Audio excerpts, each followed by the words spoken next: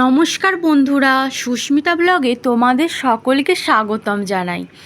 আজ দুপুরবেলা থেকে আমি ব্লগটা শুরু করছি। দেখো আমার এদিকে সব রান্নাবান্না হয়ে গেছে। শাক ভেজেছি, আলু ভেজেছি আর পটলের শুধু পোস্ত করেছি। তার সাথে ছিল মুগের ডাল, কারণ আজকে নিরামিষ।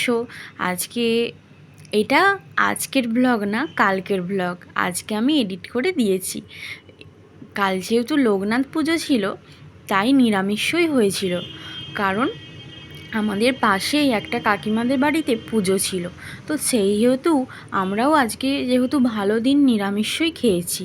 এখানে ছেলেকে খাওয়ানোর পরে সন্ধে হয়ে গেছে। সন্ধেবেলা ওকে নিয়ে একটু পড়াতে বসেছিলাম। ও বলল, মা আমি আগে ড্রয়িং করব, তারপরে বই পড়ব। তাই পড়ো। তারপরে পড়ানো হয়ে যাওয়ার পরে আমরা সকলে মিলে ওই কাকিমাটাদের বাড়িতে গিয়েছিলাম। দেখো এখানে লোকনাথ বাবার মূর্তি।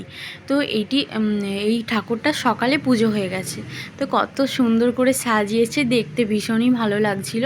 তো কাকিমাদের প্রত্যেক বছর এই লোকনাথ পুজো করে, আমাদের বাড়ির সকলকেই নিমন্ত্রণ করেছিল। তো আমরা সকলে মিলেই সন্ধে না রাত্রিরে গেছিলাম। তো দেখো এইটা আমার একটা জায়ের ছেলে, তো রিভূষণা।